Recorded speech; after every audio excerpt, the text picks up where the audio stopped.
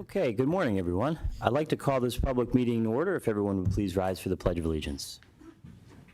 I pledge allegiance to the flag of the United States of America, to the republic for which it stands, one nation, under God, indivisible, with liberty and justice for all.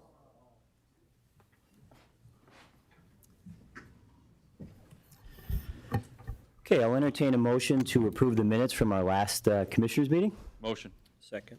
On the question, all those in favor signify by saying aye. Aye. Aye. Opposed? The ayes have it, and the minutes have been approved. Now's the opportunity for the public to address the board on agenda items only. Would anyone like to address the board on agenda items? Joan Hodawan at Scranton. With regard to Resolution 24-0244, the amendment to the Inmate Communication Services Agreement, I want to express my appreciation for this coming forward as a resolution, I guess, from the prison board last month. Anything that facilitates literacy among our population is a very good thing, especially among prison inmates, many of whom don't even have a GED. Some of them are functionally illiterate. Some of them are using English as a second language. This is a very good use of canteen funds for the welfare of the prison population. So I very much hope that this will be passed unanimously, and I wish anything that facilitates literacy and the improvement of our inmate population, I hope you would continue to support. Thank you. Thank you very much. Would anyone else like to address the board on agenda items only? Okay. Seeing that there is no one, we do have a proclamation that we are going to present. This is to the Scranton Fringe Festival for their 10th anniversary in Lackawanna County. And the speaker today will be the Scranton Fringe Festival co-founder and executive director, Connor Kelly O'Brien. I don't know if, oh, there's Connor. So I'm going to read this into the record, Connor, and then I'll turn it over to you. Whereas the Scranton Fringe Festival is an award-winning arts organization that has been producing innovative work since 2015, dedicated to creating a bold, engaging platform for thought-provoking art while striving to promote Northeast Pennsylvania as a viable creative environment. And whereas, over the past decade, it has grown into one of Lackawanna County's premier cultural events, showcasing a wide variety of performances including theater, music, dance, comedy, and spoken word. The Scranton Fringe Festival has made a significant economic impact, driving foot traffic to local businesses, restaurants, and cultural venues. And whereas the festival has played a crucial role in enriching the art scene in Lackawanna County, providing a platform for both emerging and established artists to showcase diverse and inclusive storytelling, fostering a sense of community pride. The Fringe Festival has been instrumental in positioning Scranton as a vibrant arts and cultural destination, attracting visitors and artists from across the country and, in fact, the world. And whereas the 2024 festival marks a significant milestone, celebrating a decade of artistic innovation and community engagement. Partnering with local organizations, educational institutions, and businesses to create a unique, collaborative event that benefits the wider community. Now, therefore, we, Bill Gaughan, Matt McGloin, and Chris Chermak, Commissioners of Lackawanna County, do hereby proclaim September 26th to October 6th, 2024, as Scranton Fringe Festival 10th Anniversary Week in Lackawanna County. And Connor, if you want to come up and talk about it. Good morning. Good morning, Commissioners. Thank you for your time. What a wonderful turnout for the arts. No. As if there was something else on the agenda. I wanted to thank the Commissioners and your entire staff. I need to give particular thanks to Maureen McGuigan and her entire team at the Arts and Culture Department, Kristen Magnotta at Economic Development, and Sarah at the Area Agency on Aging. We work with numerous departments within the county. The festival is ongoing through September 6th. We have everything from stage readings of our own native Stephen Karam Tony Award winners plays. We have free children's programming at the Lackawanna County Children's Library. I wanted to highlight and thank our partners at the Business Honors Program program at the University of Scranton. In that wonderful proclamation, Commissioner, you mentioned our economic impact. The students of that program, under the leadership of Dr. McCage, have confirmed that our little festival generates about $250,000 a year in Lackawanna County, and that's just our festival, not our year-round programming. And we're one small arts organization in a sea of so many cultural institutions in Lackawanna County, so we always want to stress not just the educational and wellness and cultural vibrancy the arts bring, but the economic hard facts that they return to our community. We really hope people get out there. We have some incredible things this coming weekend and on the horizon for next year. International exchanges with our sister city in Ireland is a program we're working on, and further programming to expand. The list could go on and on. I won't take up any more of your time. Thank you so much for that wonderful proclamation, and we hope to see people at the festival. Thank you. Thank you. And Connor, we'd like to present the proclamation.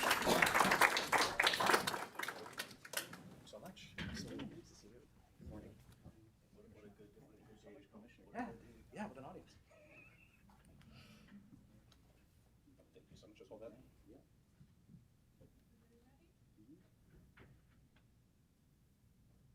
Thank you so much. Thank you. Thank you, Commissioner.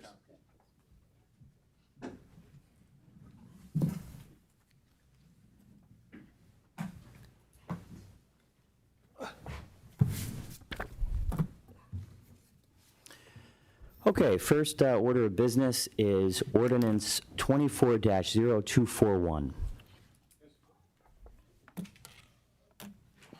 Thank you.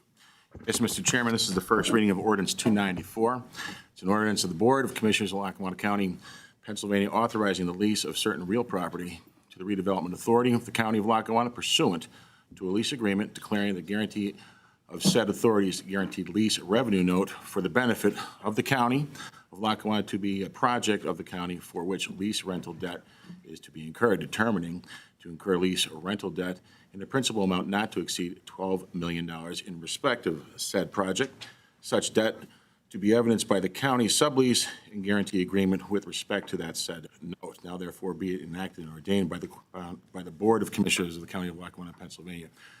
The county authorizes and requests that the authority to undertake and proceed with the project. The county hereby declares the guarantee of the authority's note, the proceeds which will be used for the project to be a project of the county for which lease rental debt is to be incurred in the principal amount not to exceed $12 million. The county hereby authorizes the incurring lease rent debt in the form of the sublease and guarantee agreement to secure the payment of principal or redemption price of and interest on the note. Chairman or vice chairman of the board, or the chief of staff or deputy chief of staff of the county are hereby each authorized and directed to execute and deliver and to affix and attest the corporate seal of the county to the sublease and the guarantee agreement. The chairman, the vice chairman of the board, or the chief of staff or the deputy chief of staff of the county are hereby each authorized and directed to execute, attest, seal, and deliver the lease agreement. The proper officers of the county are hereby authorized jointly and severally to any and all other things necessary to effectuate the issuance, execution, delivery, and sale of the note and the project of the financing of the project. Mr. Chairman, this is the first reading. We will have a second reading in 2 weeks, and at that point, you guys will end up taking a vote. Okay. And Mr. Bolzoni and Scott Shear from PFM are here to discuss.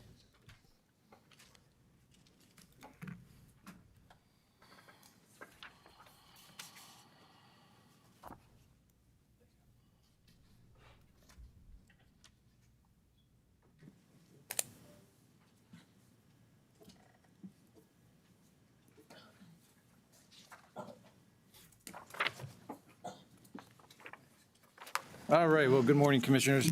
So I believe at your last work session, Mr. Bolzoni and the county's bond counsel reviewed them, kind of the mechanics of the transaction. I think this morning, just kind of want to hit on more of the financial implications with the proposed transaction. So I just plan on kind of going through a couple of these pages in the handout.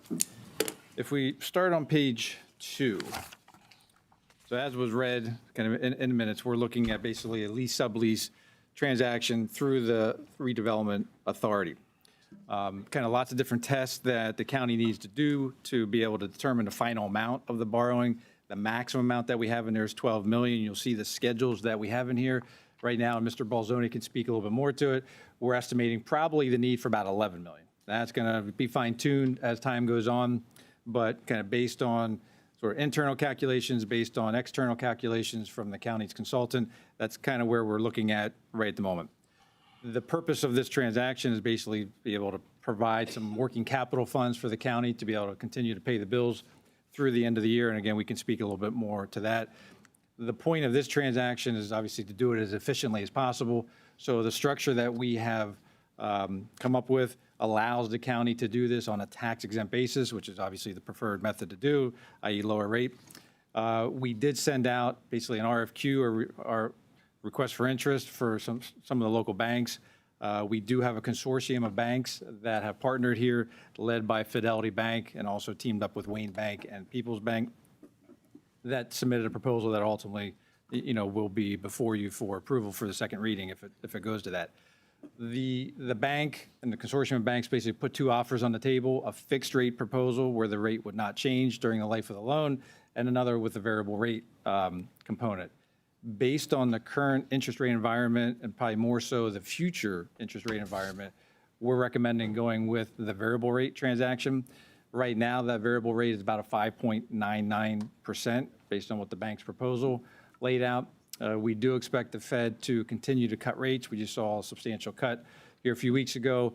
Expect some more this calendar year and some more next calendar year. And that's basically what that chart in the middle of page 2 illustrates, is that, again, no one knows for sure exactly what's going to happen with the market, but I think the consensus is that we do expect, it's not a guarantee, but we do expect, sort of based on those blue boxes, that we should see substantial decrease in the Fed funds rate, the short-term interest rate, this year and through next year, which will have a direct impact then on the lending rate that the bank will be offering for the county. So that'll obviously realize in lower debt service that the county will be paying. So that would be a recommendation, again, is to go with the variable rate transaction.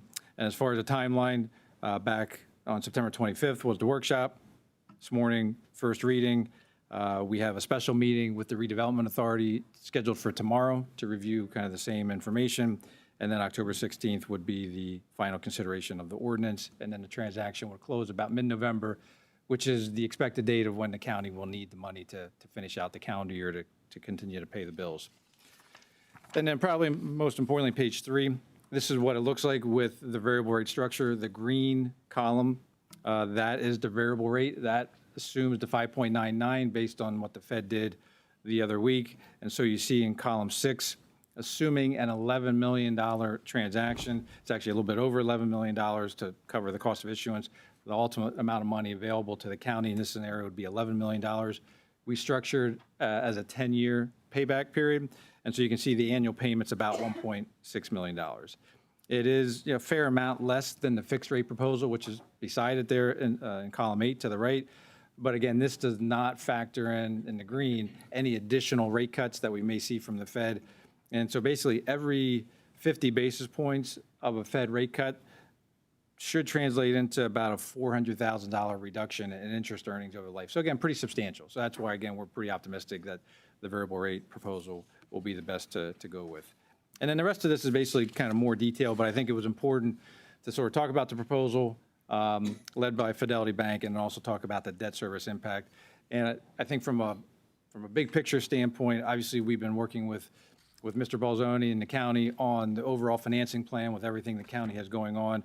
This has been baked into the overall plan as far as kind of the affordability and the overall debt service impact from the different kind of transactions that we've been doing over the past year or two. So, again, this is all basically part of the overall package that we've been looking at here over some time. So, Dave, I don't know if you have anything to add. Good morning. There's really not too much to add beyond what we've already discussed. While you may view the transaction as having some complexity, there's a degree of simplicity to all of this. If we don't do the transaction, we run out of money. I mean, that forecast has been reinforced by what I've said in the past. It's also been reinforced by the information that has been provided by the consultant who has been preparing the Strategic Management Planning Program report.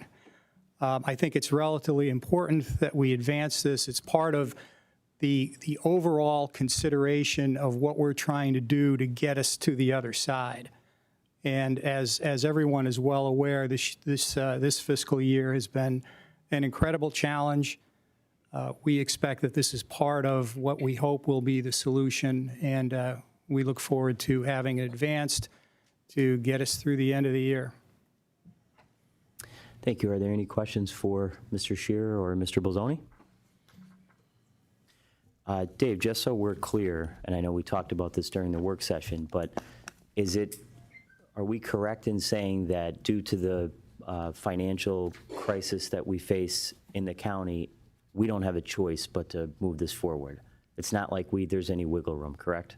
Well, as I had just said, there is a degree of simplicity to this. If we don't do the transaction, we run out of money.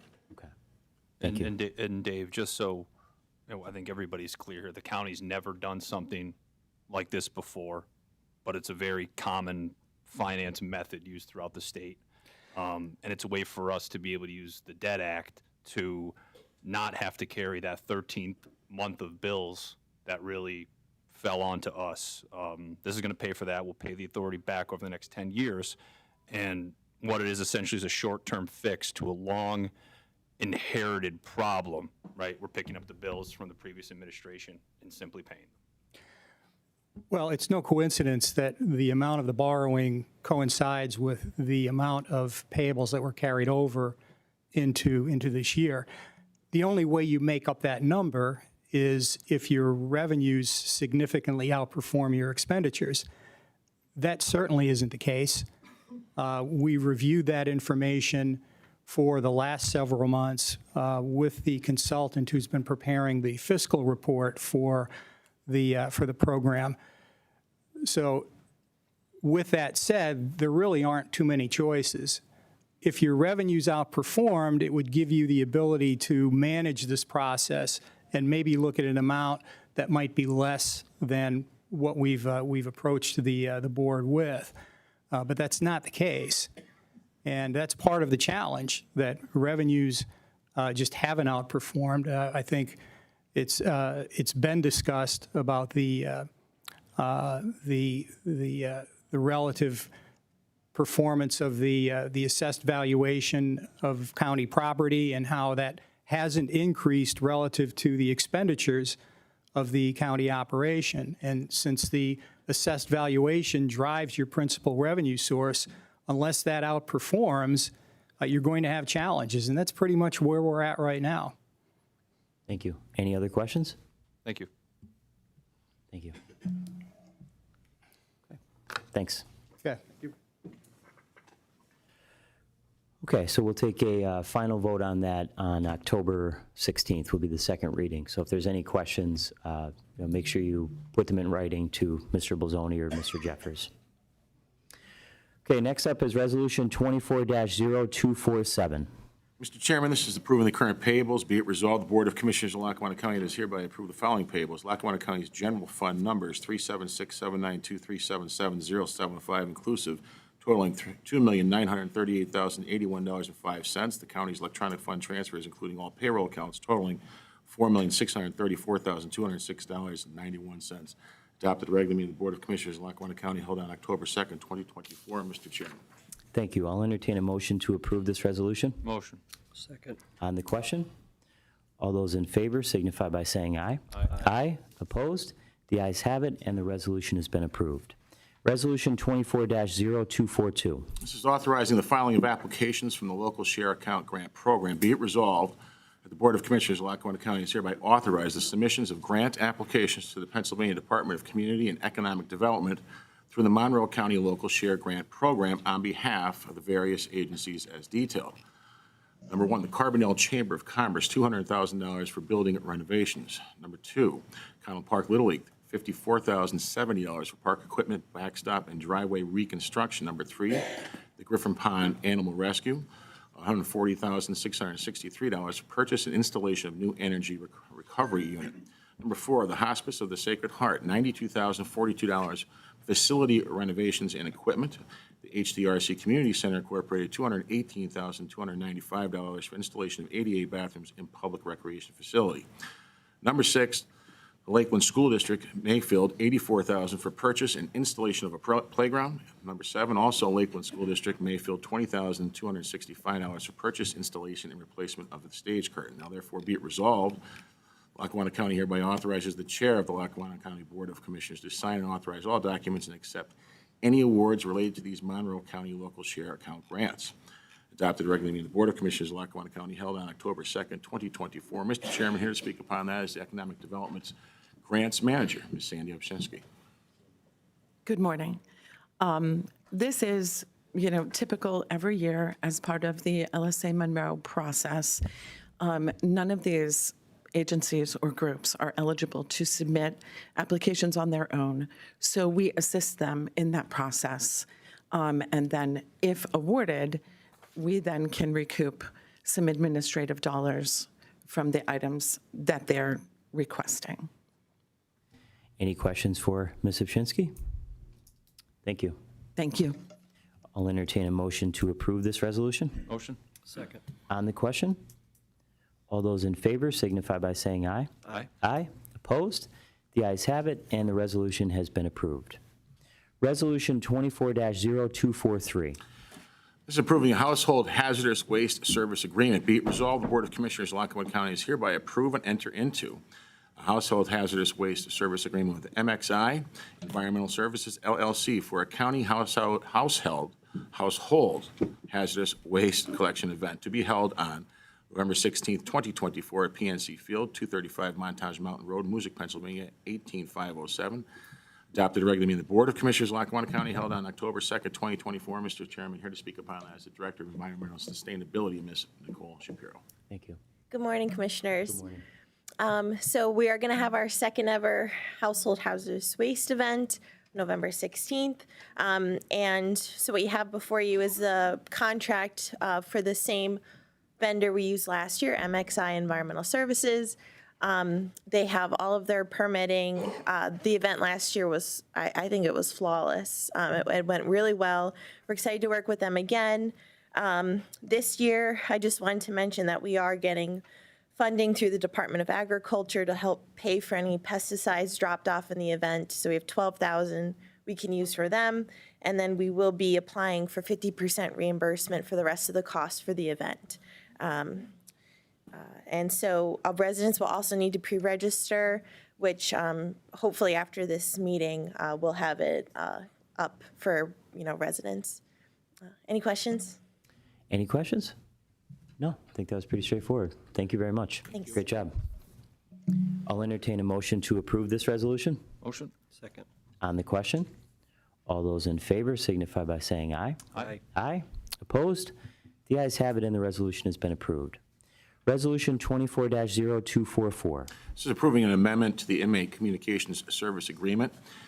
Be it resolved, the Board of Commissioners of Lackawanna County is hereby enter into a fourth amendment with VIA Technologies, formerly GTI Corporation, for Lackawanna County Prison to provide premium ebook enhancement to the tablet program. The cost of the program will be $21,000 for the first year and $16,000 annually thereafter, to be funded by the canteen account after receiving a recommendation from the prison board. Adopted regularly meeting of the Board of Commissioners of Lackawanna County held on October 2nd, 2024. Mr. Chairman, the warden is unavailable to speak upon this, so I'll read from his expert. Upon authorization from the Board of Commissioners, VIAPath will provide inmates at the Lackawanna County Prison with access to ebooks and audiobooks from over 5,000 publishers. This is a statewide library used by all of the state correctional institutions and will be paid for via the inmate canteen account. The books will be free of charge to the inmates and will be available through the tablets that are provided to the inmate population. Lackawanna County Prison Board voted in favor of this library system at its most recent meeting on September 18th, 2024. Mr. Chairman. Okay, thank you.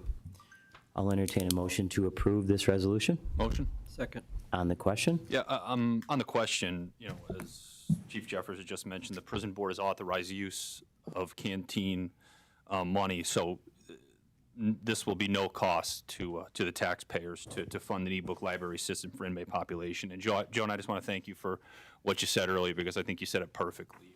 This is something that will greatly increase the number of available reading materials for those housed at the prison.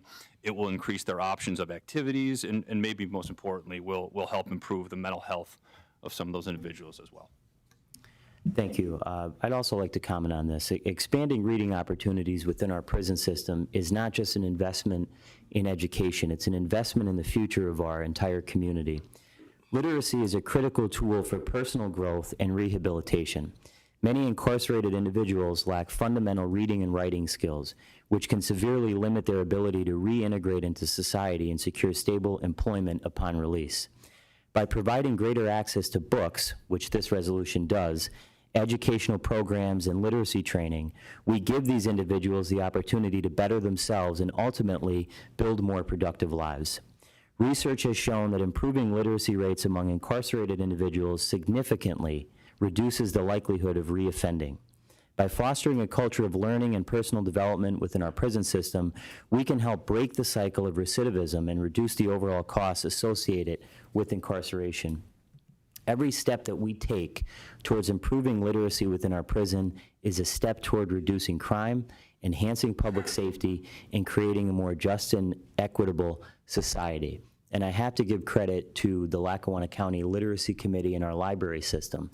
It's not just within the prison, although that's what we're voting on today, but it's in trying to improve literacy throughout Lackawanna County. And the Literacy Committee that we have here, led by Sandy Lamanna, has done a phenomenal job, and I know that they have a lot more announcements coming up in the future. I'd like to add to, this is a benefit to the inmates. If people don't understand, access to hardcover books, softcover books is really almost non-existent, for the simple fact that they're able to sneak drugs in. Somehow they contaminate the paper, and, the inmates know what they're looking for there. But having these tablets, and there's enough for pretty much everybody in the prison, just gives them so many more options. And now with this increased volumes of different publishers, it's just going to be, it'll be a huge benefit to the inmates. So it's good stuff. Thank you. All those in favor signify by saying aye. Aye. Aye. Opposed? The ayes have it, and the resolution has been approved. Resolution 24-0245. This is approving the Office of Youth and Family Services Professional Service Agreements. Be it resolved that the Board of Commissioners of Lackawanna County is hereby approve the Department of Human Services Office of Youth and Family Services Agreements for fiscal year 24 through 25 with the following: Computer Aid Incorporated, Concerned Professional Services for Children, Youth, and Families. Adopted regularly meeting the Board of Commissioners of Lackawanna County, held on October 2nd, 2024. Mr. Chairman, here to speak upon that is the Assistant Administrator of OYFS, Ms. Carrie Browning. Good morning. First is a professional service agreement with CAI, who provides consulting services to the Office of Youth and Family Services and Juvenile Probation, including community pathways, the needs-based budget, and detention. The cost will not exceed $132,000, and it is reimbursed at 80% by the state. The second is a purchase of service agreement with Concern to provide foster care and supervised visitation for our children. The rate varies based on the age and the needs of the child for both the foster care and visitation, and it is reimbursed at 80% by the state. Thank you. Any questions for Mrs. Browning? And CAI is somebody we've been working with since the last fiscal year, correct? Right. Yes. Thank you. Any other questions? All those in favor of approving the resolution, or I'm sorry, no. That's right. That's right. All those in favor of approving the resolution signify by saying aye. Aye. Aye. Opposed? The ayes have it, and the resolution has been approved. Thank you. Resolution 24-0246. Approving a quote from the District Attorney's Office. Be it resolved, the Board of Commissioners of Lackawanna County is hereby approve the quote from Thompson Reuters Westlaw for the District Attorney's Office to cost $370 a month for 12 months. Adopted regular meeting of the Board of Commissioners of Lackawanna County, held on October 2nd, 2024. Mr. Chairman, here to speak upon that is the District Attorney's Administrative Officer, Mr. Brian Flaherty. Hi, Brian. Good morning, Board of Commissioners. We ask that you approve Resolution 24-0246, which will amend a current contract with Westlaw for access to Westlaw's software for legal research. This amendment will include all of the federal courts in the country and their cases, which is very important when we're responding to appeals across the state. here in Lackawanna County.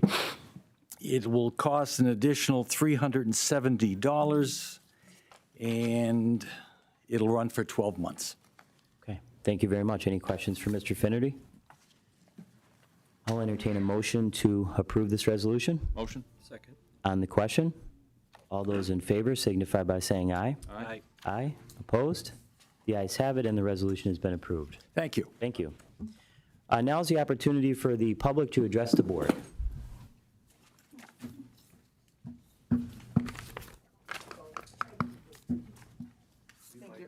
Thank you. Good morning, Commissioners. I would like Could to... you just state your name and your where you live? I'm sorry? Your name and where you live, just for the record. My name is Ro Hume. I'm in Taylor Avenue in Scranton in the Hill section. A little bit off topic, perhaps, but I would like to tell a story about two sausage companies. One sausage company that offers a product that was once very, very popular but has now lost its flavor and its appeal. And another sausage company that sells a young, fresh sausage that is wonderful.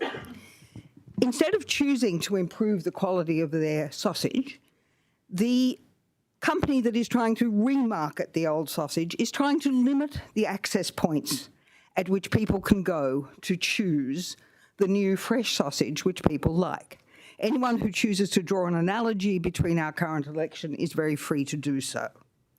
Trying to limit access to points at which people can express their support in the terms of our democracy is, in my mind, something that is not fit to be done. I think we need to make it easier for people to vote rather than make it harder for people to vote.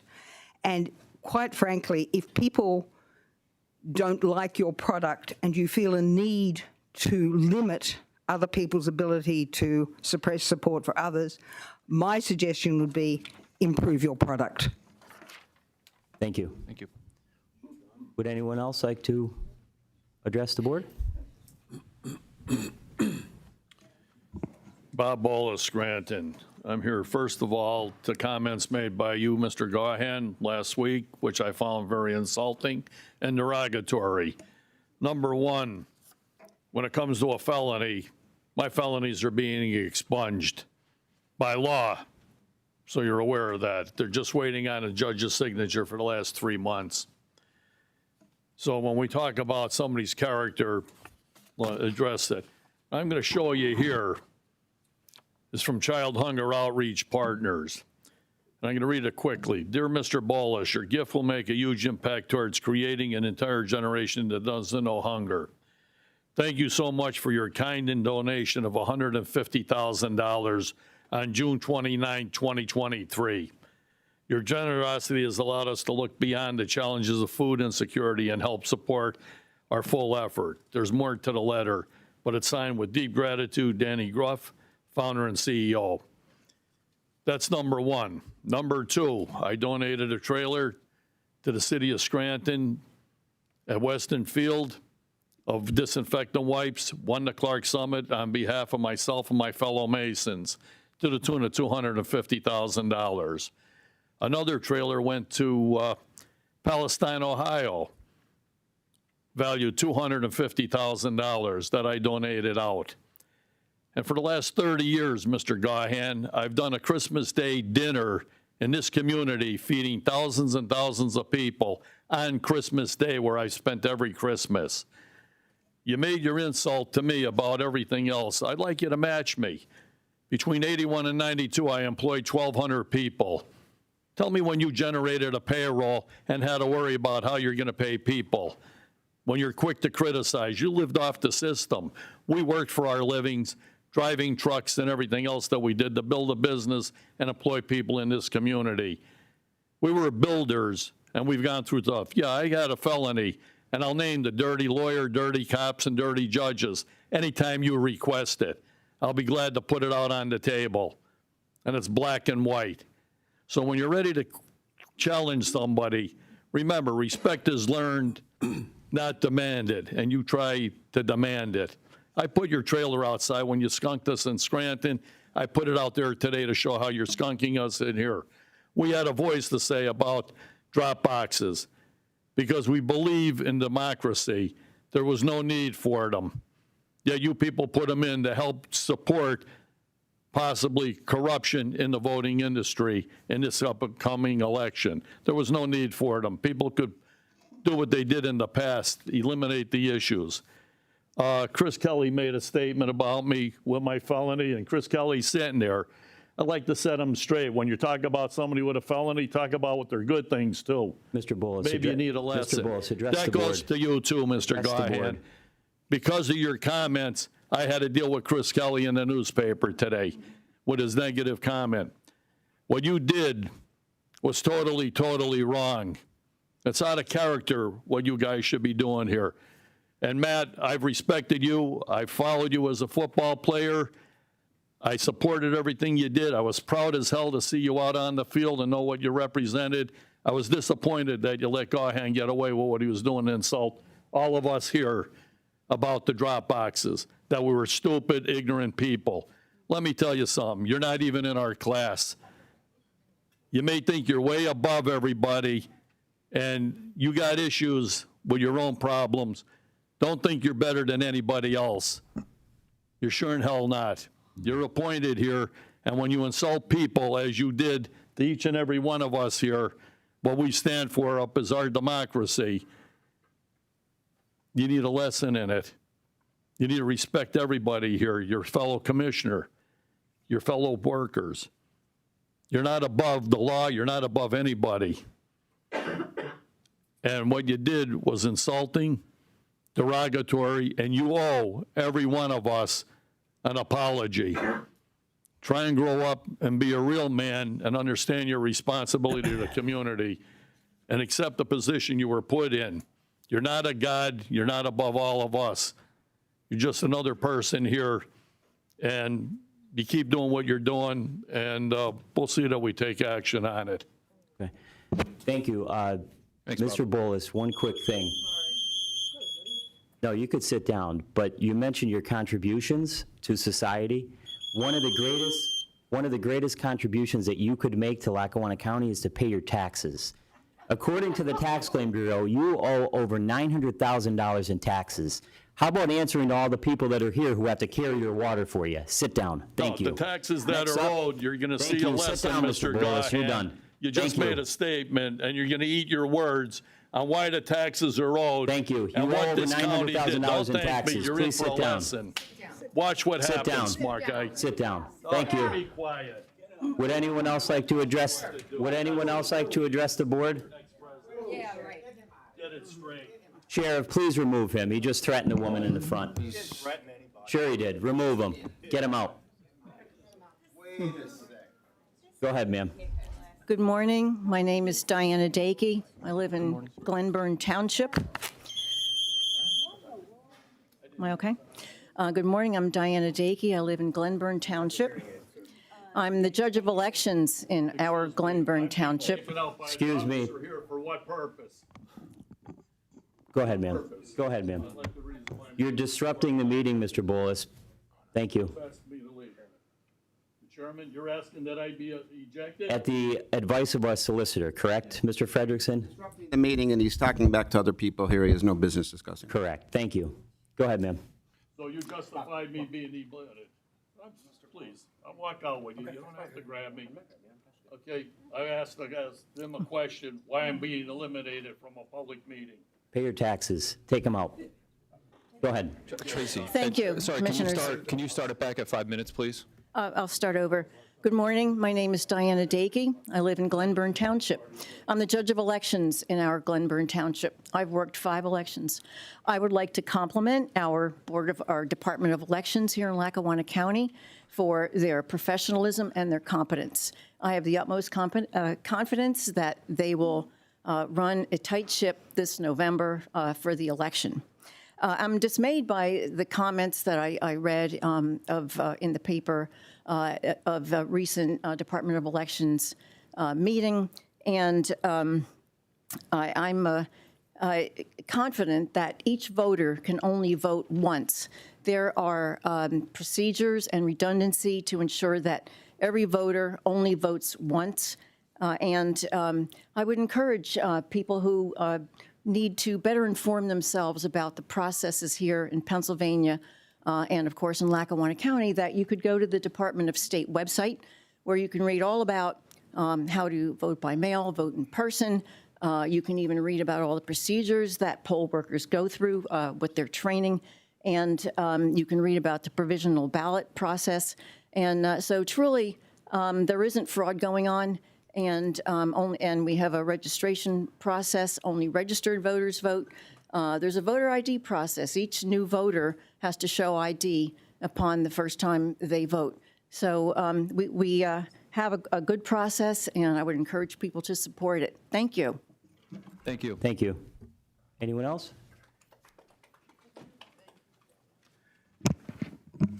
My name is Mitch Grahowski. I'm from Clark Summit. I am a former reporter for the Scranton Tribune and a former president of the Scranton Newspaper Guild, which represented reporters and editors at that time of all the city newspapers. Old habits die hard, and I tend to follow commissioner meetings and Board of Election meetings as I did when I covered them as a newsman. I saw the last Board of Election meeting.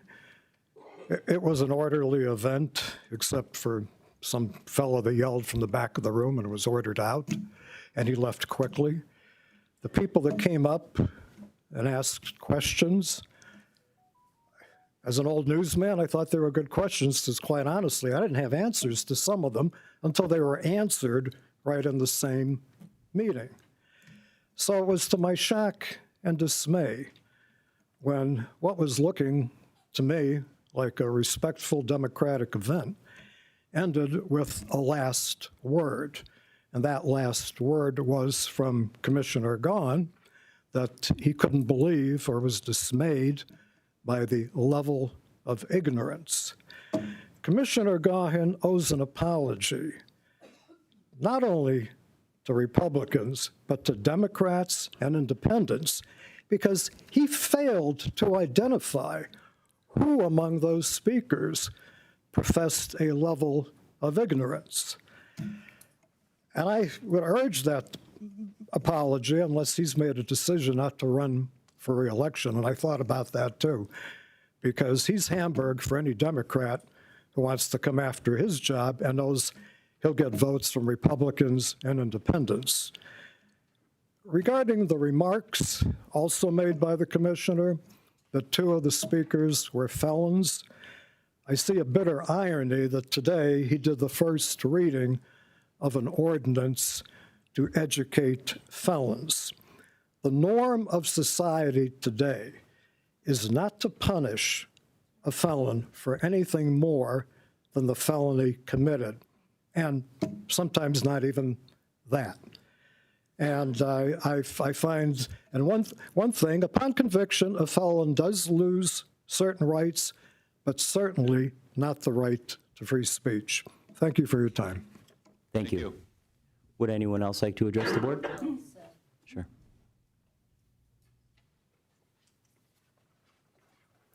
So, hi, I'm Sandy Lamanna. I live in Clark Summit, and I am the chairperson of the County Literacy Committee. So on changing the subject a little bit, in reference to the Literacy Committee previously, I would just like everybody to know that we created this committee about 18 months ago in response to the, literacy crisis in America, which also impacts our county.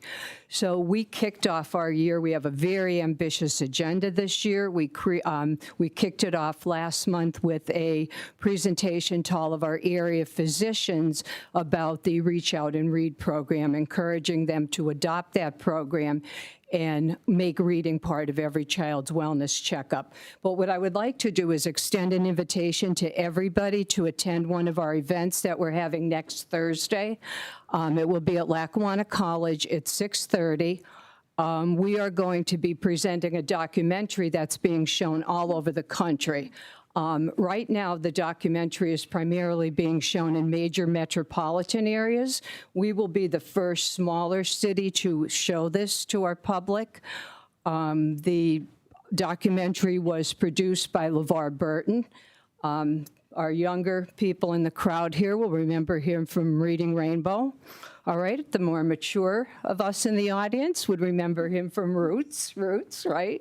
So he produced this documentary. It's being shown all over the country, but equally important is that we're going to have an amazing panel discussion afterwards. We have a great panel. One of the members of the panel is Dr. David Kilpatrick. David Kilpatrick is a world-renowned literacy scholar. As all my friends know, I always refer to him as the Mick Jagger of the literacy world because you can't pick up one textbook, one article that David has not mentioned. So I would just like to extend an invitation to everybody and hope that you'll join us because we're fortunate to be able to air this documentary in our community next week. Thank you very much. And Sandy, for the record, you're a Rolling Stones fan, right? Yes. Thank you. Would anyone else like to address the board? Good morning, Evan Zavada. Excuse me. Good morning, Evan Zavada, 1004 Lucas Drive, Peckville. You're gonna have to excuse me here. I'm a little bit nervous. I don't usually come to these meetings. I fix appliances all day. So if you could just please bear with me. But we listened to some advisors come here today speak about the budget, and I have a few things to bring up on the budget. In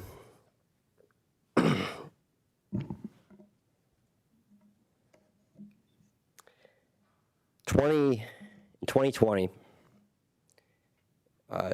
Commissioner Chermak and Notariani, they raised taxes 11.3%. And you had to do that because you're left with a mess because of the previous administration. But you made that decision, and you made that decision based on facts. And in fact, those were your words, Commissioner Chermak. We listened to the advisors come here today and give their presentation and their report full of its facts. And I'm just curious here. What's the difference now, Commissioner Chermak? They came here and they gave their speech, and you don't want to raise.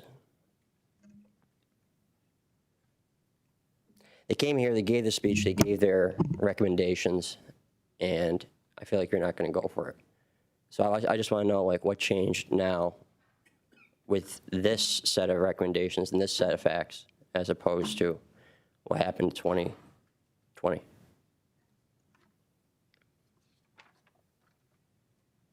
I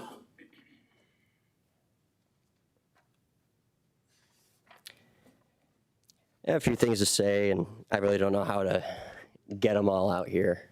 But, you know, we had this health department set up by the county, a multi-million-dollar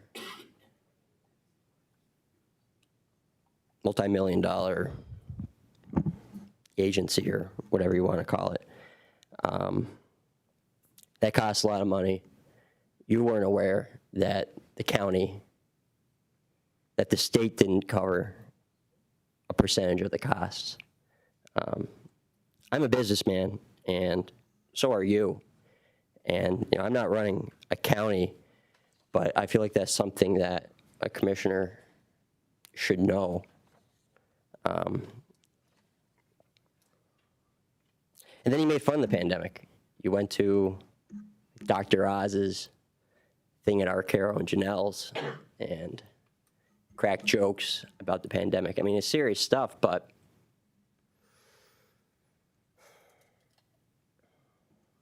I don't know.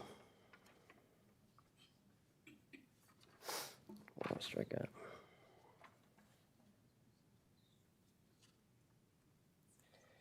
And I guess the final thing I have to say here is, you know, as a public official, nobody should be misusing county vehicles. And Commissioner Chermak, I believe that you took a county vehicle to a Republican consultant's golf tournament in Luzerne County. This was at Blue Ridge Trails on August 6th.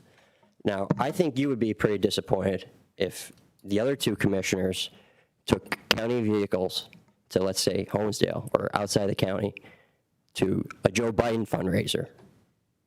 So I would just hope that, you know, you don't do this again, and apologize actually to the public for using it. In fact, I have images for the public. I have images of Mr. Chermak's vehicle, what I believe is Mr. Chermak's vehicle. Did you drive the vehicle there? I'll explain. Very well. Because I will file a right to know, but I will give you a chance to explain. That's it. Thank you. Thank you. Would anyone else like to address the board? Well, first, let me Chris. respond. So we talk about facts. When I first became a commissioner, yeah, I was a businessman. Came from my family business. And every administration is always left with baggage of some sort from the previous administration. My baggage, one of them we're sitting in, this building, but another was a very important issue, was the pension fund for the county employees. The county pension fund was not funded for, I'm gonna say 13 years. I don't remember exactly how many years, but it was a long time. It was not properly funded, and it was in pretty bad shape, which continues to today. We had to take measures to somehow fund that pension fund. In order to do that, we had to reopen a budget that was handed to us, which, if I remember correctly, Commissioner Notarianni wanted to fund the pension fund before they approved this budget. Did not happen, so we had to reopen that. You only have so many days to do that, to make any changes and reissue the budget. So we did that, and we had I had some of my financial people here, and we looked at everything and tried to figure every which way we could do this without having to raise taxes. Well, in a matter of a short time, it was kind of impossible to figure an alternative. So we had to make that tough decision. Probably one of the hardest decision I made as a commissioner, which I was a commissioner for approximately, 2 weeks. I don't regret the decision. I'm not happy that I had to raise taxes. I had to raise taxes for myself, my family, my family's business, and everyone else that lives in Lackawanna County. But unfortunately, we had to do it, and we had to do it as our obligation to protect this pension fund.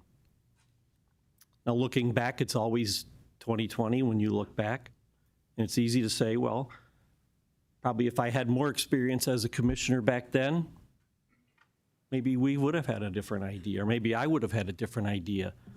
In the last 4 years, I've had a lot of on-the-job training here. I learned how to deal with multi-billion-dollar, multi-million-dollar budgets and worldwide pandemics, and you name it. We had a lot thrown at us, and I'm pretty sure we did a good job.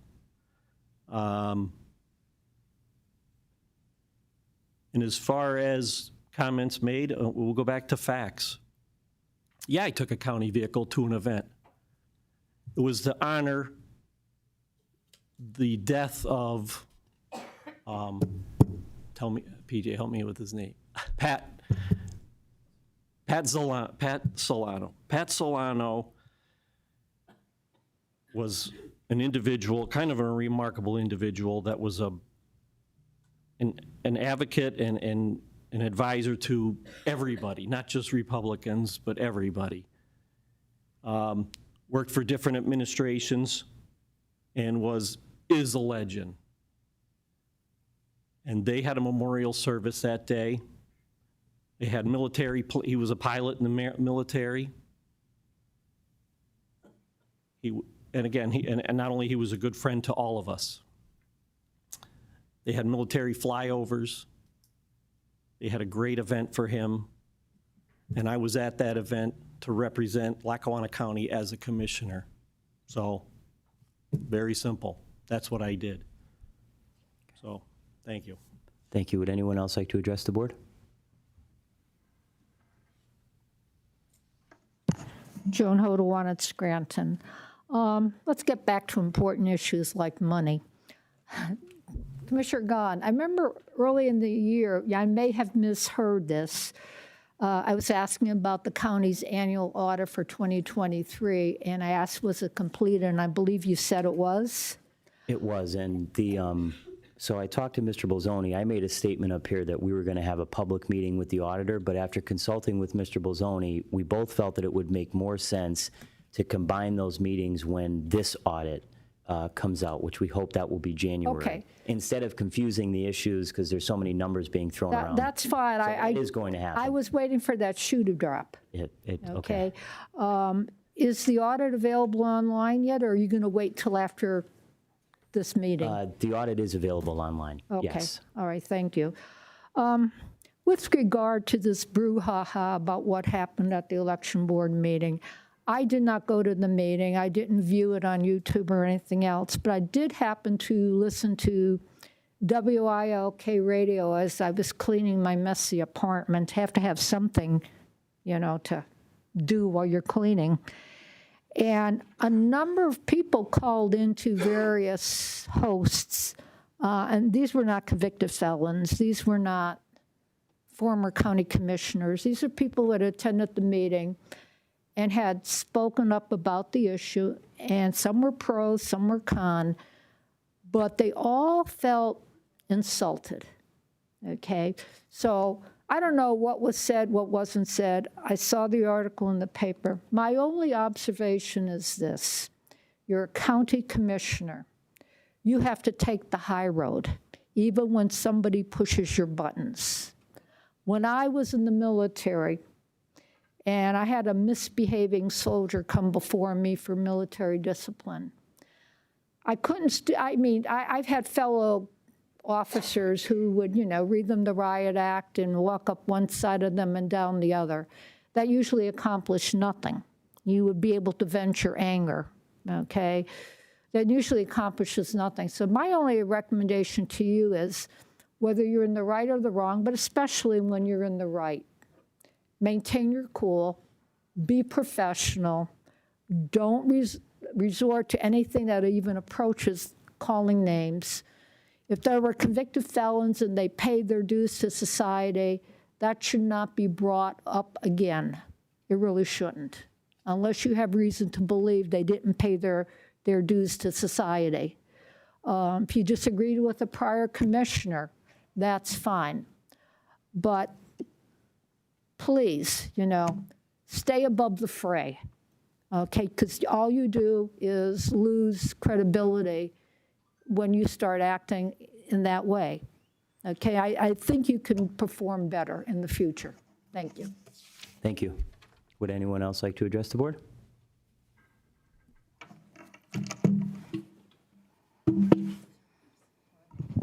Good morning. My name is Suzanne Green. I am a county resident of Benton Township. I was at the meeting, the election board meeting last week, and I did speak to the commissioners. I felt that it was a very respectful group of concerned citizens. I thought that there was a good dialogue, that they were making their concerns known, both for drop boxes, against drop boxes, for other things, against other things, and it was a back and forth. And people should be able to make their opinions known in a respectful, honest, and fair way. And I felt that the meeting did progress as predicted. It was predictable that there was going to be some opposition. But what wasn't predicted was the closing statement. The closing statement by a commissioner who then berated individuals, called us names, told us we were ignorant, was very disrespectful to the common citizen, just acting as their own rights and duties require. Our rights and our duty as citizens requires us to come and let our elected officials know our concerns. That is what I hope to do today and what I hope to do at future ones. This is my very first county commissioner meeting that I've ever attended. And I'm here today because I'm concerned about some things. There's a need to be concerned. When we're putting more drop boxes in, we're also taking away polling places. The same with the sausage. We have sausages that need to be purchased, right? Well, what about the polling places that were closed? I believe that there were 8 polling places that were closed that day. No, I may be wrong. It could be. You were wrong. They Yes. weren't closed. They were reassigned for Okay. various reasons that the director of elections explained. So I They just want to were correct you on that. consolidated, perhaps, especially the Old Forge polling places. I believe there was 4 Old Forge polling places that were consolidated into one, removing the options for people who live in Old Forge to have more places to go and vote. I have not been to all of the election board meetings, and I haven't read all the minutes. But if they're closing polling places at the same time that they're saying we need more options to drop mail-in ballots, then really, is that fair? What is that about? I don't know the reasons behind that. And I don't see the budget in the actual documents, the financial statements for election board, I believe it's 106. I looked at the financial statements, I didn't see a budget for drop boxes. Does it exist? Please let someone, contact me and let me know about that financial statement. I'd like to know what you're budgeting for the drop boxes. What's the amount of money that our county is going to pay for drop boxes? And how many ballots are you expecting to be put into drop boxes? How much is it going to cost for the sheriff's office to go out and collect it every day? And most of them are only open Monday through Friday. So what about the options on the weekend? Are there any options on the weekend? I don't think so. What about the 24-hour surveillance? Is there going to be surveillance for that? Is it going to be online? Where's that equipment coming from? Who's looking at that surveillance after the videos are actually taken? There's many questions that are left unanswered. All of those questions cause public confidence to decrease in the election process. The electoral process needs to be fair, free, safe. But when you undermine it by calling citizens names and really making them feel like they can't even come and speak to a board, then that undermines their confidence in the long run. Look, I'm an avid volunteer. I'm a founder of the Northern Lackawanna County Food Share. I founded that in 2016. It's the largest food share in the county, all volunteer. In COVID time, 2020, we gave out food every 2 weeks to over 1,200 families. It's our right and our duty as citizens to do what we can. Thank you, Susan. Thank you. Thank you. Would anyone else like to? Commissioner, just as a point of clarification, no polling places have been closed. Before the Board of Election meetings, there was 163 precincts. There is today 163 precincts. Some of them were consolidated or relocated because of issues out of our control, whether it be remodeling of buildings or demolition of buildings and a fire in the one ward. But there are still 163 polling precincts in Lackawanna County. So just to be clear, there have been no polling places that have been closed. In No other words- polling places have been closed, Commissioner. Thank you. Very good. Would anyone else like to address the board? Sure. Frank Serafini from Music. Fortunately, I'm not concerned about the boxes as much as I used to be because they're locked up and I don't know who's going to do what. But if anyone is cheating with them, obviously they're not going to be prosecuted, but I don't think it would affect an election.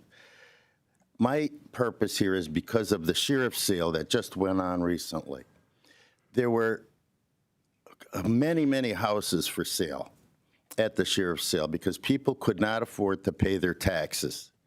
And as a result, one family purchased maybe $300,000 to $400,000 worth of properties. When they get those properties, they approach the people in the home and say, do you want the property? Give us another $4,000 or $5,000 and you could have your property back. Otherwise, get out of the house. Now, that to me is inhumane, but it's the way the system works, and it creates homelessness. The other properties that were sold, the majority of them were sold to people from out of town, and many of them become homes for the illegals and the migrants that have become very popular in the United States, and especially because Scranton is a city that accepts them. So I think there's an issue there with regard to how we can handle some of this, and maybe you could come up with an idea, because I can't. But family services is, the budget, according to what I've read, is $21,520,000. Human services, $616,000. I think it would be great if there was some way someone could educate the people who are losing their homes to find a way to at least make payments. I attended hearings a few years ago, and I noticed a family. The husband passed away. The woman had an unwed child, a daughter. They lived in a home. Their home was being taken away, and Ron Kaljeski, Girallo was a judge, and Ron Kaljeski gave them a buyout. Well, it was impossible for them to reach that buyout. So eventually, they're going to be homeless, and that poor child, God bless him, he was dressed in rags. I don't know where he's going to end up. And the other issue that I have is, one of the issues is that correctional care could use a forensic audit. I brought this up many times. It was seconded at a prison board meeting. And the reason I say that is because I understand there may be a number of services that were paid for but not received. And it would behoove the commissioners to at least audit them so that perhaps there might be an amount that could offset this $35 million debt. And I'm only hoping that the tax increase will not force more families out of their homes, because it's become a big issue in Lackawanna County. People are living under bridges with tents. It's really sad, and I don't think it's at all totally necessary. And with the influx of the migrants and the illegals and some of the people that I see at 300 Meadow Avenue, it's not going to be an easy task for us to deal with that. The other thing is this, the assessment. I am told by a very reliable source that an assessor came to their house. They were talking to them, and they were told not to assess homes with illegal immigrants or immigrants, and not to assess a home with dogs or gates. I don't know how true that is, but I know I Not true, Frank. Huh? Up here, Frank. Not true. Well, the assessor was told a Whoever very told him close that. relative of mine. Okay, well, that's not true. Okay, I hope not. It's not. Because the assessor spent a day and a half measuring my house, and I think he wanted my shoe size.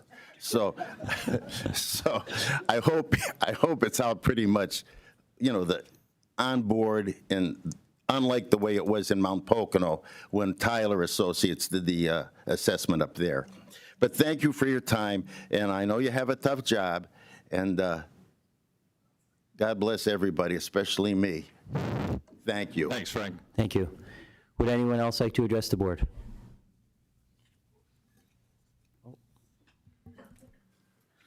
Good morning, Kara Francis, Roaringbrook Township. Today I'm going to just refrain from asking questions and rather share. No wiggle room. Commissioners unveil new county ethics and conflict of interest policy. That was the headline in the Scranton Times on February 7, 2024. Commissioner Gaughan is quoted as saying, upholding ethics in the county government is absolutely paramount to ensuring trust, integrity, and accountability as we serve the residents of Lackawanna County. A follow-up article in the Lackawanna County dealing with the county ethics code published on August 8th in the Scranton Times, read it. The code enumerates core values, including honesty, integrity, fairness, accountability, and respect.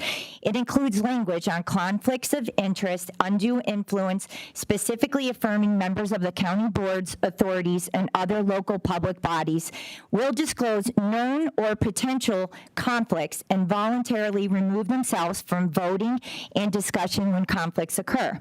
Commissioner Gaughan, you're quoted as stating, "The measure is vital to ensure we as commissioners uphold the highest standards of integrity and transparency and accountability in our governance." Commissioner McGloin, you're quoted as stating, "The people of Lackawanna County deserve board members to be honest, responsible, fair, and protective of the public's interest. You deserve board members who represent you in the appropriate manner and will always do not what's popular, but what is right." So with that being said, Commissioner McGloin, what I believe is right for you at this time is for you to follow your own ethics code and voluntarily remove yourself from the Board of Elections for the upcoming presidential election. Allow the Court of Common Pleas to decide your replacement. How can we feel confident that you're going to be impartial when you attended the Democratic National Convention? How can we trust you after listening to your prepared speech that was read at last week's board meeting? And Commissioner Gaughan, with all due respect, you expect us to hold you to the highest standards of integrity. And when you stated that last week at the Board of Elections meeting, the level of ignorance, stupidity, and misinformation that was portrayed today as democracy, that it was striking and shocking. As a former civics teacher, I sat up here today and I listened to some of you get up. It pained me. It actually bothered me. Well, honestly, it pained me. And it pains me today, and it bothered me. And I stand here today and I remind you, sir, just like everyone's been saying, follow your ethics code, your oath of office, and essentially our right to peacefully assemble, petition our government, and redress our grievances.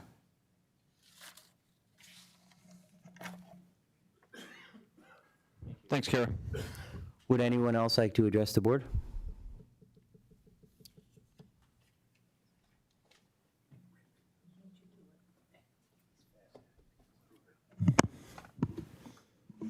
Hello, my name's Rick Little. I'm from Scranton, and I watched the recording of the election board thing, and I was really dismayed because I don't think most people around here saw it or know how their government works or anything like that. We're living in a world of illusion, and they keep using this word democracy. We need our democracy. I see it as there's 10 ways to Sundays to cheat in elections, and the whole stuffing of drop boxes is just one of them.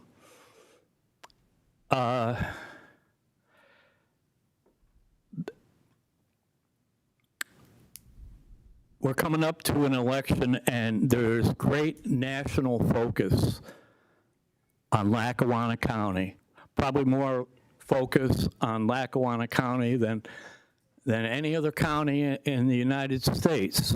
And the reason for that is the media, which is totally gone. As for credibility, and yet that's, democracy. People are going to decide their vote. And it's all put, Republican or Democrat or, one side or the other. But there's a bully thing going on all over Lackawanna County. I can attest to that. The way the judges talk, the way the officials talk, it's like, you know, I'm going to call the sheriff. People better start understanding what the difference is between a police officer and a sheriff. I had an awful time. I've been evicted since February 5th when the sheriff came, took all my possessions, and I've been on an odyssey. I've been doing everything that the county says and the city says, and I thought somebody up there might be interested in it, but what I came to the conclusion of is this word democracy around here, it really doesn't mean anything. And I want to put oh, wow. The focus here is because Joe Biden, I've looked, I went through, the reason I got here is like looking at Joe Biden. He's a guy that's been in the government for what, 47, 48 years? And he's the legislative guy. And I'm seeing patterns with the Violence Against Women Act, which he wrote, which is instrumental in the family courts, and which are given to the states. The family courts, I mean, I dealt with them for 15 years, and you know, that's where judges start, and that's the most funded court, and it's tearing apart American families. And I just see with our border wide open, communism is happening. But saying the word communism really doesn't mean anything. It's just like fascism, just like Republican, just like Democrat. I want to say a fact here, because I've been watching the depositions, you know, with Mark Zuckerberg on Facebook, and I've been getting a lot of information. And I just want to say, as a fact, that Joe Biden is dead. He's been dead for years. And there you go. Okay, sir, thank you. You can sit down now. You can sit down now. Joe Biden's alive and well. I can't. That pretty much sums it up, folks. Just saying that is. Okay, your time is up, please. Thank you. Okay. Thanks. Well, I hope this recording stays on, because you will find out. It will be, sure. Thank you so much. Would anyone else like to address the board? Don, can we confirm that Joe Biden is alive and well? I believe so, Commissioner, yes. I just saw him on TV. I'm on TV last night. Charlie, go ahead. My name is Charlie Spano, Commissioners. I live on Stafford Avenue, Scranton, and since the die has been cast and the drop boxes have been deployed, I have some comments regarding their security and their backup. Number one, there are currently, on the most recent spreadsheet I have, 23,827 applications for mail-in ballots. Now, all of them will not be returned, but at the Board of Elections meeting, Commissioner Gaughan, among all your pertinent remarks, you indicated that the last round of collection of mail-in ballots was somewhere between 2,000 and 2,300 for all the boxes deployed, which was 6. It's now 5. Am I correct on that? 5? You are correct, yes. Okay. So. Or there are 6 now. There are 6. Yes. All right. So if 6 boxes generate 2,300 mail-in ballots out of 23,000 applications at a 10-to-1 ratio, why is the county then deploying a deputy, a voter registration clerk, to go out and collect the ballots at a rate of pay? Do they go out during the day? If they go out during the day, are there any mail-in ballots in the boxes? Or do they go at night when overtime might become an issue for their pay? On average, if you combine the salaries of the deputy and the voter registration clerk, you're looking at about $10,000 for the next 34 days if they go out daily. You go out more than that or have overtime, that's going to be an increased factor. That is a retrieval return on investment of $5 or more per mail-in ballot, when it only costs a citizen 65 cents to mail it. 10 times the number of ballots will be mailed than will be collected from the drop boxes. There's an old saying, you heard some comments regarding finances today. You just approved a measure to borrow, to get money in to cover a pending hole in the budget. Watch the pennies. The dollars will take care of themselves. We don't have the time to, or we don't have the money necessarily to do this.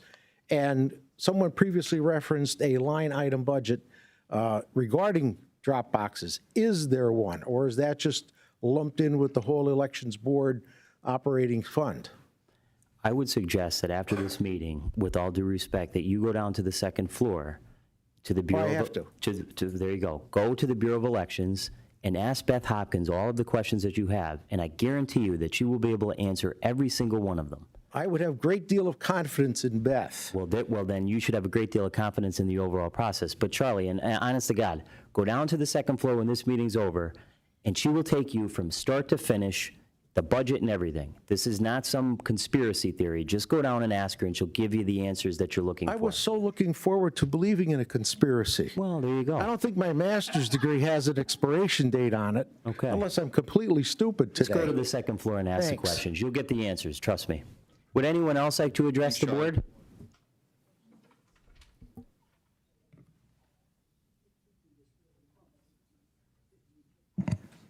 Hi, Commissioners. I'm Jerry Carey.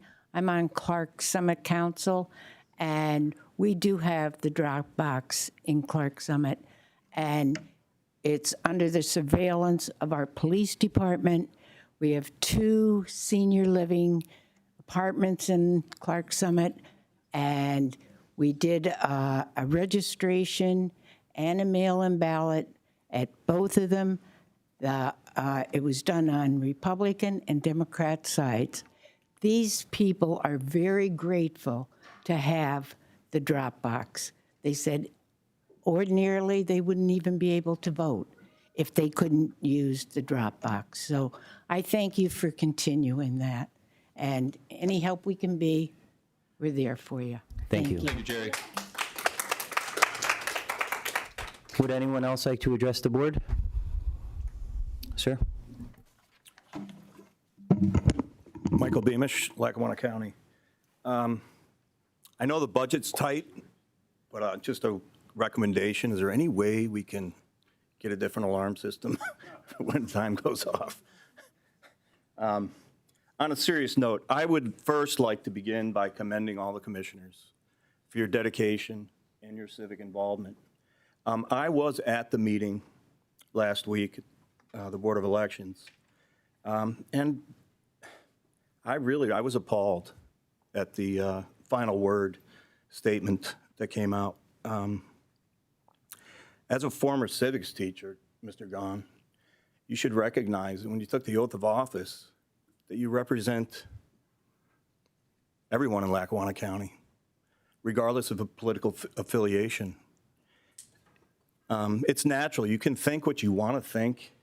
You can feel what you want to feel. But when it comes out of your mouth in a public meeting, spewing name-calling and derogatory comments, personal attacks, it goes against the whole concept of democracy. You began the meeting by stating and outlining rules of decorum that were supposed to take place in that meeting, and specifically stated that there was to be no name-calling. And as somebody spoke earlier, there was a gentleman in the back who left, who was spouting something, not in order. But for that was the only time there was any name calling that was done during that meeting, with the exception of you. So there's a level of hypocrisy, kind of like establishing rules for thee but not for me, that existed in that meeting. Again, not to beat a dead horse, I do want to bring up one other point. Several of the speakers in last week's meeting asked questions regarding the party affiliation for poll workers. Poll workers are those workers that are hired by the county to assist in the election process to ensure the integrity of the election. Several of the questions revolved around the party affiliation. At the end of the meeting, I forgot her name, I have it written here somewhere. Is it, what's that? Director Hopkins stated that she did not know the party affiliation of the people that were hired, as it's not a question that's asked. There's a lawsuit currently filed by the GOP, a massive lawsuit against the state of Michigan, city of Detroit, for the same very reason. Those are taxpayer funds that are used to hire poll workers. In the city of Detroit, they hired 600 poll workers, 540 of them were Democrats. So I just wanted to point that out to you. Maybe you can look at that and develop a process in which there's a bipartisan representation for those poll workers that work in the election. That's all I have. Thank you. Thank you, Michael. Would anyone else like to address the board?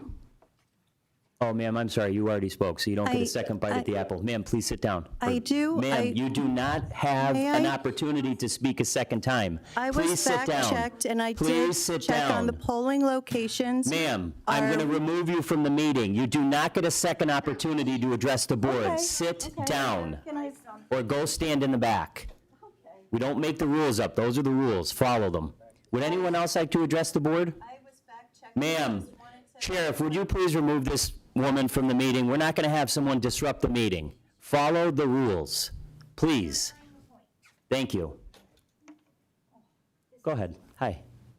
My name is Ann Harrington, and I live in Scranton. This is anything that's what's being discussed today. I just want to compliment you, Billy.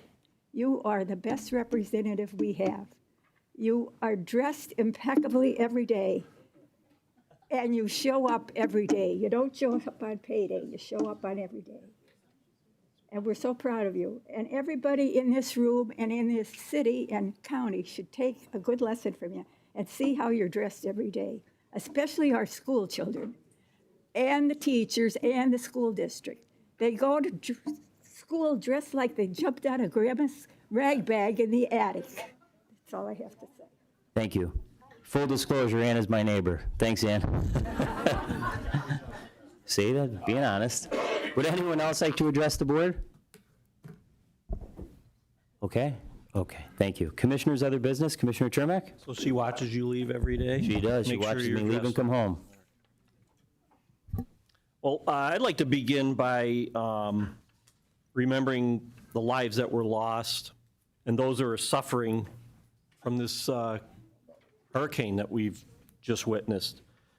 You know, and that our thoughts and prayers are with everyone affected by this devastating event. It serves as a reminder how quickly things can change and the importance of coming together at these times. So, you know, let's all keep them in our thoughts and prayers. And I want to thank you to the residents of Lackawanna County who shared their comments today. I hear you. I understand that many of you are deeply upset, feeling as though your concerns are being ignored or tossed aside. This country is, you know, it's divided. And with this upcoming election, tensions are running at an all-time high. We're all feeling the strain. It is more important now than ever that we come together and listen to one another. I want to personally thank everyone who attended the meeting and had the courage to voice their concerns.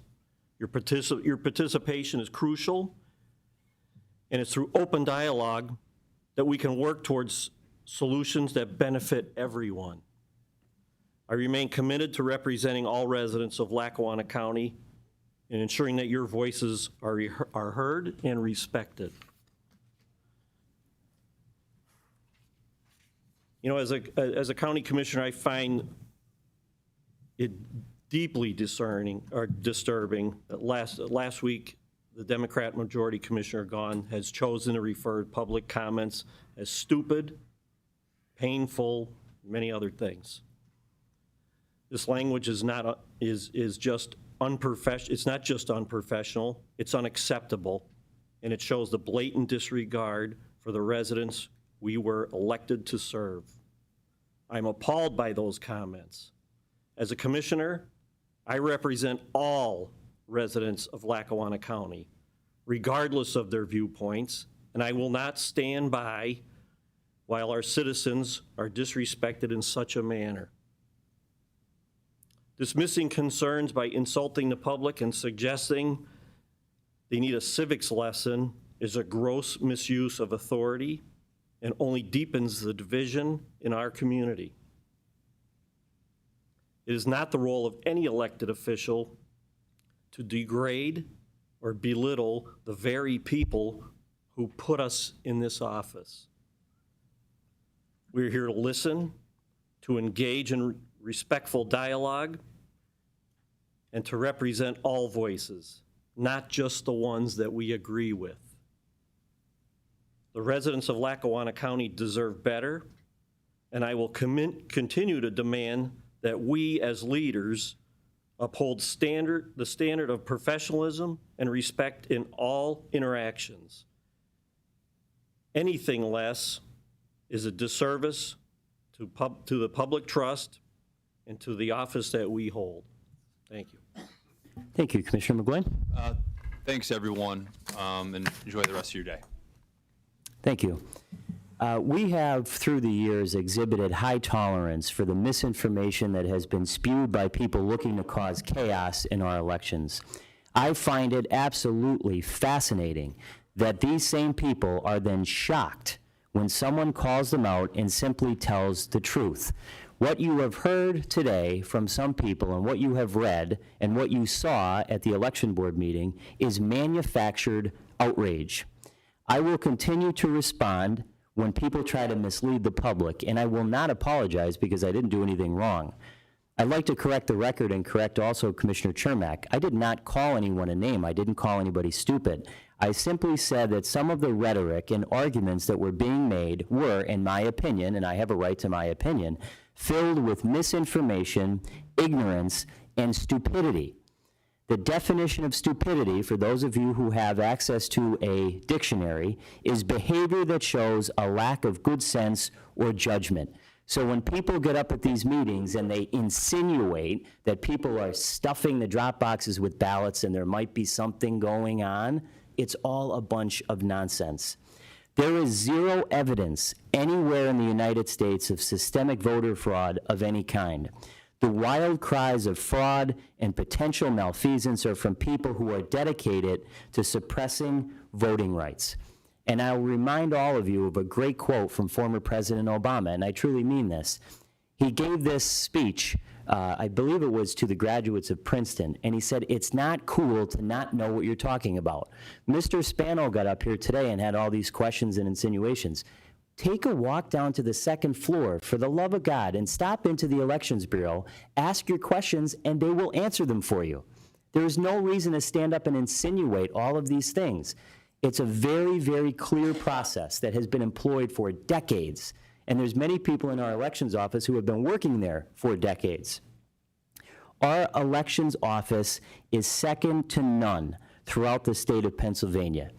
The people of Lackawanna County can be assured with 100% confidence that this election, like all other elections, will be carried out in an independent and fair manner like it always has been. The drop boxes are secure, and there is nothing to fear and there is nothing to worry about. I never thought I'd quote a German philosopher, but I want to take a second and quote Hannah Arendt. She said the following: "This constant lying is not aimed at making the people believe a lie, but at ensuring that no one believes anything anymore. A people that can no longer distinguish between truth and lies cannot distinguish between right and wrong. And such a people, deprived of the power to think and judge, is, without knowing and willing it, completely subjected to the rule of lies." With such a people, you can do whatever you want. Our election is free and it is fair. And it is unfortunate that some people get up and insinuate that it is not. What I simply said at the election board meeting is the arguments that certain people were making were filled with misinformation, ignorance, and stupidity. That's not name calling. Folks, that's the truth. If you have a question about the election, as I said before, go down and talk to the woman who's been running elections and has worked in that office for years. Her name is Beth Hopkins. I was just down there this morning. She will have an answer to every question that is asked. The rest is all smoke and mirrors. Don't believe it. Don't buy into it. We're going to run the election as we always have in Lackawanna County with the dedicated people that we have in that office. Most of those people they make between $30,000 and $40,000. Do you really think that they're going to put their whole life on the line to swing an election? It's total nonsense. Don't believe it and don't buy it. And the manufactured outrage, people got up here and said, Commissioner Gaughan, you call people names. I didn't call anybody a name. I told the truth. And if you want to come up here and talk to me, get used to it. I've been doing it since I was a councilman in Scranton. You may not agree with me. I've always been respectful, but I will always, always tell the truth. Thank you.